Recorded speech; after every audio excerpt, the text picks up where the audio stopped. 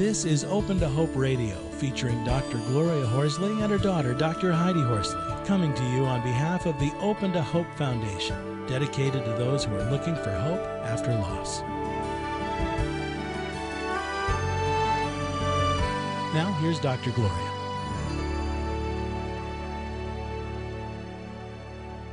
Welcome to the Grief Relief Show. I'm your host, Dr. Gloria Horsley, with my co-host, Dr. Heidi Horsley. Well, Heidi, we've got a really interesting guest today, and I know you and I have talked about David Gladson. He's a bereavement manager with the Interim Healthcare Hospice in Upstate South Carolina, Heidi. And he is a counselor, group leader, and clinical supervisor for grief and spiritual care department. And he also does some supervision of social workers. And I'm really interested because he has done postgraduate work in psychosocial spiritual education, which kind of makes him a little different. And also, he is a certified drug counselor. So welcome to our show, David. Welcome, David. Thank you very much. Thank you. I'm very grateful to be here with you guys. Well, it's great to have you on. And we heard about you because one of our friends, Beth Marshall, went to one of your activities and in South Carolina, and you mentioned Open to Hope, and we're like, yay, thank you, David.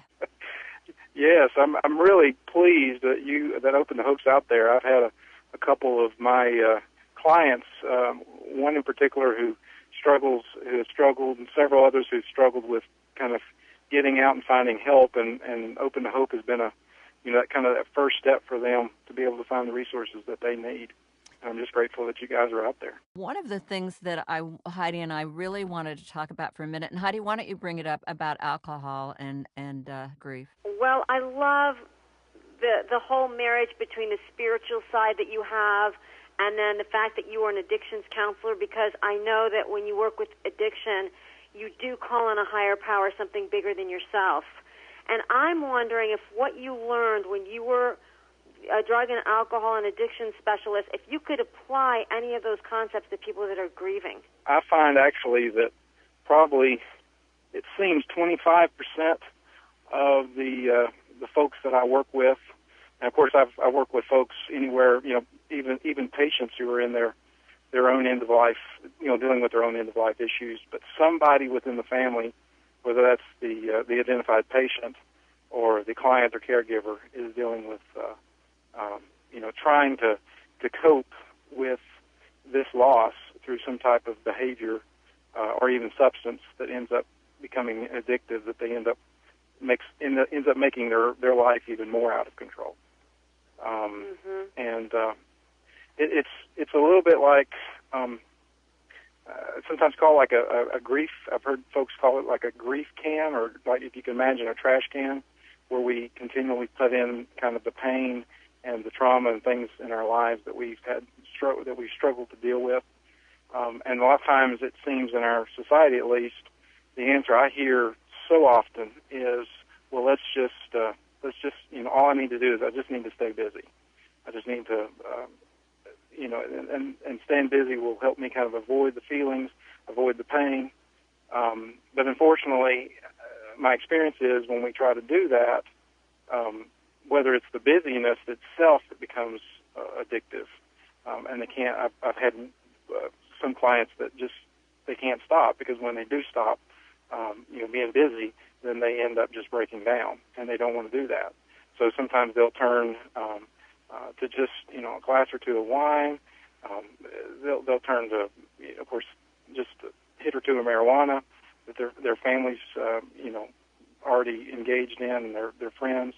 Or it can be TV, internet, smartphone usage, pornography, gambling. I mean, there's just an array of ways that we end up trying to cope that ends up being maladaptive and ends up becoming complicated in and of itself. If I have just had a loss and I'm in complete pain, and what do I do about it? Where do I turn? It's interesting. People who are in early grief, I find that they don't get a lot of support for just being with it. Well, I think that's somewhat the hard part in our society is we are so busy, and everyone has so much on their plates that we don't have time to be there for one another. and that's one of the reasons why I absolutely love Alan Wohlfeld's work, and where he talks about the idea of companioning, the idea of becoming a messmate with the people in our lives who are struggling. You know, Heidi just had an experience at her daughter's school where one of the children at school was killed in her daughter's class. And Heidi, talk a little bit about sitting Shiva, because that sounds kind of like an estimate in a way. Sitting Shiva, yes. Well, it's interesting because, Mom, as we've been talking about this, I'm thinking about this experience because it's so new. And he was only 9 years old and was run over by a taxi cab here in New York City. But, you know, what was interesting, David, is that because I am an expert in the field of grief and loss, when I went into the home, and there were, you know, a lot of people there, hundreds of people, everybody thought I was there, and, oh, my God, she's here now, good. Everything is going to be fine. She's going to come in and she's going to do something. She's going to. The expert has arrived. Yes. Right, and you know, I think there was a little bit of disappointment in the fact that I was there, but I was there bearing witness and supporting those that were grieving and allowing them to have that experience. Like you said, companioning and taking the journey with them, because I couldn't bring Cooper back. So, you know, I think that is really important. And you know, this family is Jewish, and as you probably know, in the Jewish faith, you sit for Shivas for 7 days, and you open up your home to people to come and just sit with you and support you. And I think it's a wonderful ritual because you really, really do need people, you know, throughout this journey. Well, that reminds me, and I'm not sure of the connection. I'll have to kind of look into that. But one of the models for me is the story of Job in the Hebrew Scriptures. This man ends up losing everything that's precious in his life and everything that he cares about, everyone that he cares about. And during this time, he has 3 friends to end up who come to join him and to be with him in his pain. Of course, the part of the story that we know is where they are sitting there trying to fix him and change him and trying to help him realize what he had done wrong in his life to have deserved all this pain and loss. But the part we end up missing, is at the beginning of the story, in just a couple of verses, it says that they actually came and sat with him for 7 days and didn't say a word. Oh, wow. Mm-hmm. And they were just with him in his pain and his loss. And I just think that, to me, that's a model for how I am a companion with my clients and my friends and family members, and also what I try to encourage others to do with their friends and families who are experiencing loss. I remember when my son was killed many years ago, I was a nurse at a hospital and teaching at the University of Rochester, and my boss assigned another nurse who I knew to be with me, and she didn't do anything. And I think about it now. She just kind of stood around and sat in a chair in the office and just kind of hung out with me for a few days. They're with us in sympathy, and we feel like they're being with us in pity, but they're not really with us in an empathic way, where we really feel like they're in the pit with us. They're not trying to fix us. They're not trying to change us. They're not trying to pull us out. They're just with us. Right. And that's a precious gift. To find those safe people. And also, we had a guest on, I can't remember who it was, but they said something that I think is really important. Some friends will be there for you as good grief support. Some friends, as David said, will go into the pit with you. And then there will be friends that are there to make you laugh, or friends that are there to give you a break from your grief. Friends that are there that might seem shallow, but maybe they serve a purpose, because maybe you need to step out of it for a while. So even though everybody's not going to be good grief support, it doesn't mean necessarily that they're not going to be good friends. They're just going to serve other roles. Well, I was just thinking, again, thinking of Alan Wohlfeld talks about a third of your friends will be precious to you. They'll be the people that you need them to be. A third will be relatively neutral, and then a third will actually be harmful or even toxic, at least for a time. Ooh, I like that. So that's really one of the reasons why it's so important for folks who are dealing with loss to go out and to reach out and look for support, whether it's through grief support groups or their local hospices like our Interim Hospice, where we offer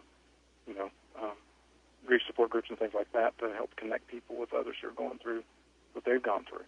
That's great. David, you're making a good point, because I think if people end up being hostile or toxic, those are people that you don't need in your life right now. And, people that are going to say, you need to get over it, you need to move on, you need to stop this, those are not people that you want in your life at such a difficult time. Yeah.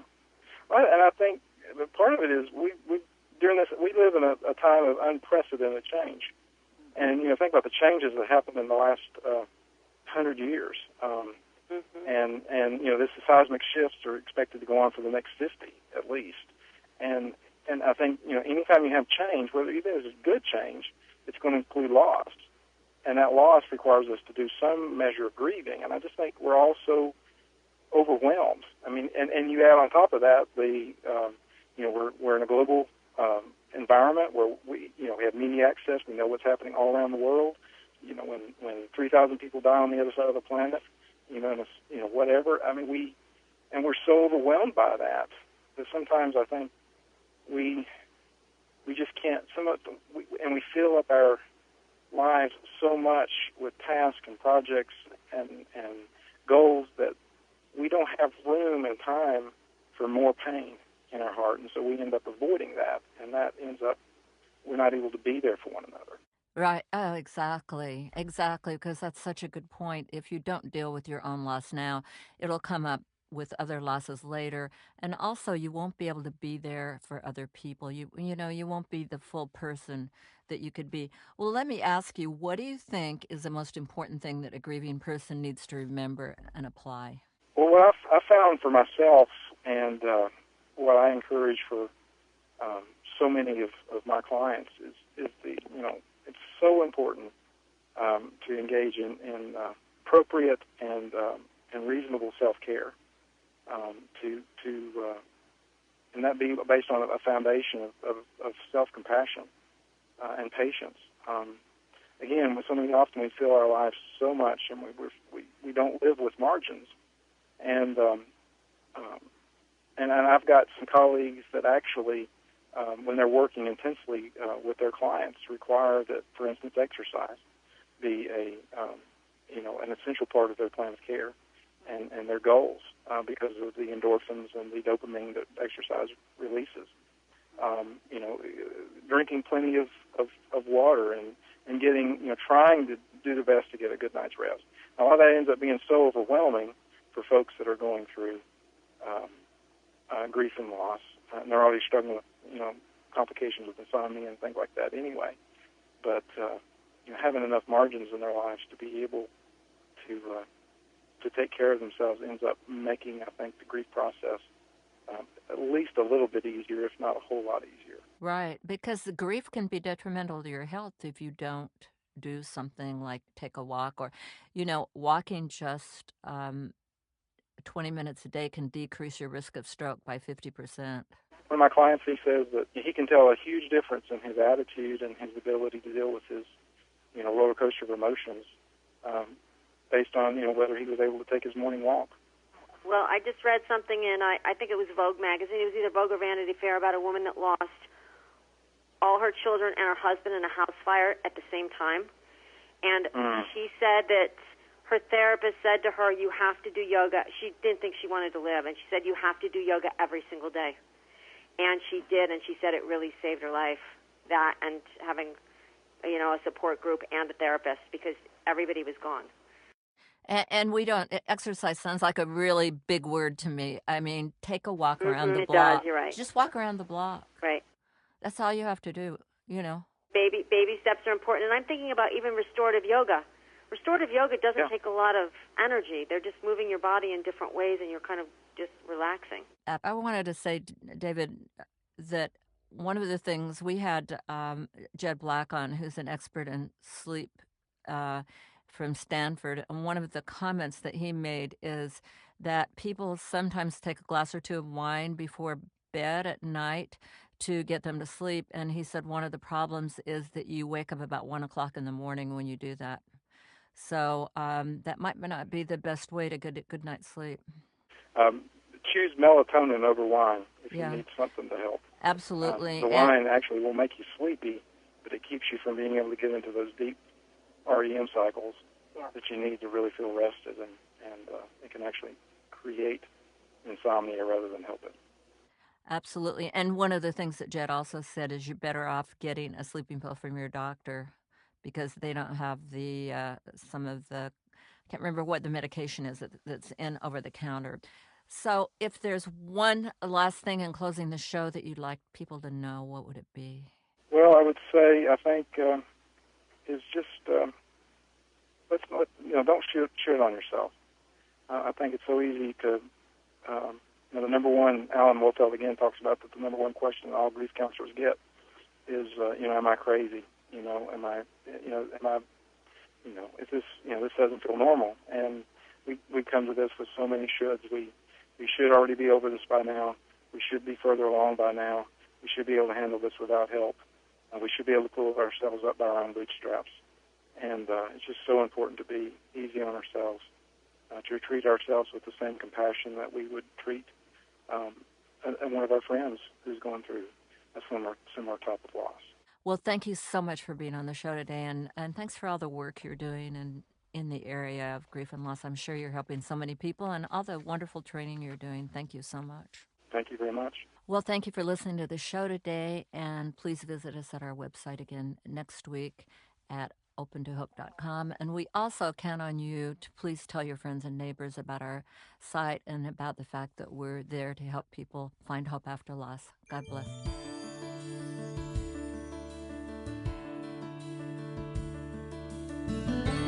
You've been listening to Open to Hope Radio, hosted by Doctors Gloria and Heidi Horsley. Like today's edition, all of our past programs are available on demand at opentohope.com, along with helpful articles, videos, resources, and links to help get you through the toughest time of your life. You can also follow us on Facebook and Twitter and sign up for our monthly newsletter. Again, that's opentohope.com. Check it out today. Then be sure to stop by next Thursday at 9 a.m. Pacific Time when we'll be posting another edition of Open to Hope Radio. Remember, others have been where you are. They made it through, and you can too, as long as you're open to hope.